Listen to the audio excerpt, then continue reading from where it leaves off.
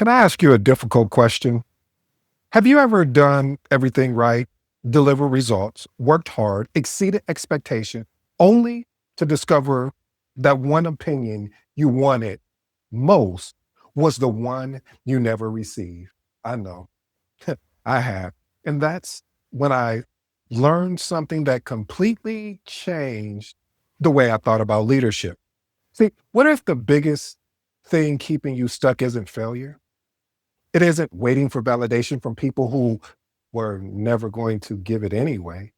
Today, I want to share a project that taught me one of the most important leadership lessons of my career. Imagine you just finished delivering a project.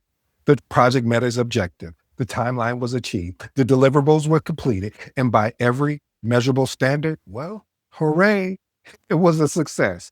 But instead of simply closing the project and moving on, you wanted to leave the next project better than this one. So you decided to approach the retrospective differently. Rather than documenting every comment yourself, you gave everyone minutes on the clock and pulled a virtual whiteboard up. The framework was simple: start, stop, and continue. As the timer counted down, team members began placing virtual sticky notes under each category.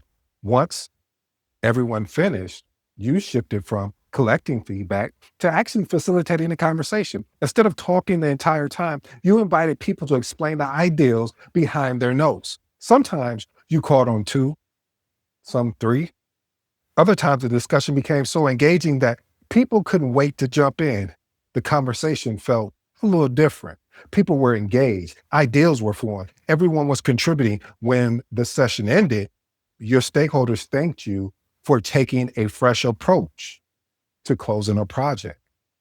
They appreciated how collaborative the exercise had been. And one stakeholder even asked you, hey, could you build a similar board for their own team? To you, that was confirmation that the process had created value. But behind the scenes, your project team had a slightly very different opinion. When you shared the final lessons learned document, the feedback was short. It's too generic. So when you went back and improved it, you added more detail, you refined the language, you organized it differently, you presented another version. Still, it needs more.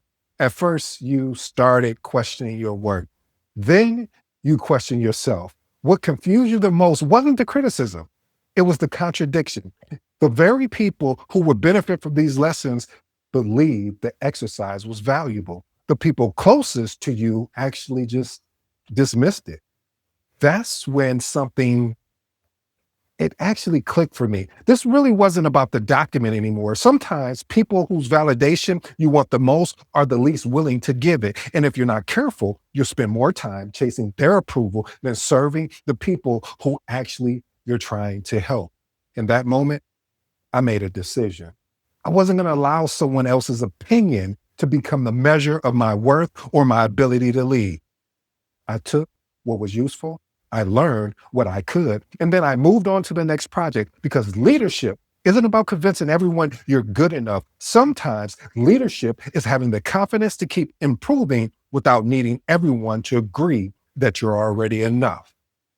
Here's a quick reflection I want you to think about, family.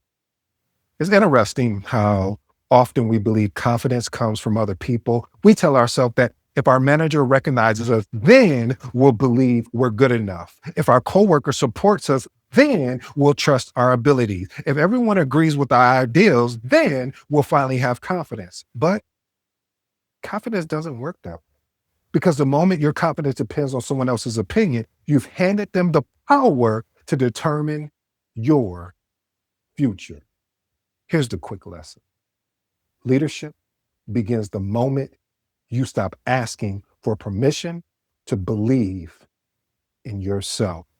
Principle number one: validation is temporary, character is permanent. Oh, this is going to be a great exercise today. When I say exercise, I mean episode, because we're going to put some work in today. Because one of the biggest mistakes professionals make is confusing feedback with identity. Feedback is designed to improve your work. It was never meant to define your worth. I will say that again if you're listening. Feedback is designed to improve your work. It was never meant to define your worth. Think about that for a moment. That same presentation can receive praise from one executive and criticism from another. That same project can exceed every business objective while someone still finds fault with your documentation. If your confidence rises and falls with every opinion, your leadership will become emotionally unstable because you're allowing other people's perspective to determine how you see yourself. Here's a lesson I want you to think about, family. Feedback should shape your work. It should never define who you are as an individual. Here's 2 actionable tips I'd like for you to experiment with. First, ask yourself whether the feedback improves the outcome or simply reflects someone's personal preference. Second, when you receive criticism, separate the lesson from the actual emotion and learn from it. Then leave the emotional weight behind. Here's my professional advice, family. The strongest leaders aren't the ones who receive the least criticism. They're the ones who know how to extract wisdom from feedback without allowing it to damage their confidence. And once you stop building your confidence on other people's opinion, you have to build it on something much stronger. Principle number 2, evidence builds confidence. See, real confidence isn't something you talk yourself into. It would be nice, but that's not true. It's something you earn through repeated exercises or experiences. Every challenge you overcome, every difficult conversation you navigate, every project you deliver, every mistake you learn from, those experiences, they start becoming evidence. And evidence is much more reliable than compliments because evidence doesn't disappear when someone disagrees with you. That's why experienced professionals, we remain calm during uncertainty. They're not confident because someone told them that they were good. They were confident because they solved difficult problems before. Here's the lesson I want you to think about. Confidence grows from the evidence you create, not the approval that you receive. Again, confidence grows from the evidence you create, not the approval you receive. Here's 2 actionable tips I'd love for you to experiment with. First, keep a record of your accomplishments, lessons learned, positive outcomes, so you have an objective evidence of your growth. Second, after every project, ask yourself one question. What did this experience teach me that I can use on the next one? Here's my professional advice, family. Your resume tells people what you've done. Your personal evidence reminds you what you're capable of. Never neglect either one. But even evidence isn't enough. Because eventually every professional reaches a moment when no one is standing beside them saying, go ahead, you got this, I believe in you. Principle number 3, give yourself permission before the world does. Most people believe confidence comes first, action comes second, but leadership usually works in the exact opposite direction. You take the step, you make the decision, you try something different, you accept that not everyone will agree.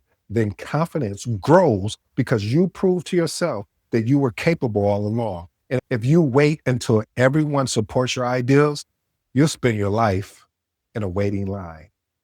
Here's a lesson I love for you to think about, family. The permission you've been waiting for has always been yours to actually give. Here's 2 actionable tips I love for you to experiment with. First, stop asking whether everyone agrees with your approach. Ask whether does it create value. Second, make decisions based on principles instead of popularity. Principles will outlast opinions every time. Here's my professional advice. The leaders who create lasting change aren't remembered because everyone agreed with them in the beginning. They're remembered because they remain committed to creating value long enough for others to eventually understand the vision. Let me just say this, family. Every professional has to answer one question. Whose voice carries the most weight in life? Because the answer to that question will determine not only the leader you become, but the life you build. Let's close with this final reflection. As I think back on that project, I realized it was never really about the retrospective. It wasn't about the sticky notes or about the document that I created. And it certainly wasn't about whether everyone agreed with my approach. It was about something much bigger. It was about deciding whose voice would have the final say in how I viewed myself. Every one of us encounter moments where people we expect to support us, they don't. Sometimes they will criticize. Sometimes they'll stay silent. Sometimes they'll never recognize the value you bring. If your confidence depends on their approval, you. And if your confidence depends on their approval, you'll spend your life waiting for something they may never choose to give. But when your confidence is built on your character, your preparation, your experience, and your commitment to serving others, you become impossible to stop. Not because you never received criticism, but because criticism is no longer steering your direction. Here's the quick lesson. Never allow someone else's inability to see your value become the reason you stop creating it. I want to close with this. Whose validation have you been waiting on? Is it your manager? Is it your coworkers? Is it your family? Maybe it's your audience, or actually, it might even be your own. Because the moment you stop waiting for permission and start trusting the person you've been becoming through every challenge, every lesson, and every experience, well, something starts to change. Well, basically, everything changes because now you realize that your confidence is not built by applause, it's built by the promises you keep to yourself. And remember, sets and reps beat talent when talent doesn't do the reps. If you're new to the episode, I go by the name of ED. For all you smart and intelligent folks out there, hey, listen, that just simply means Ed. Until next time.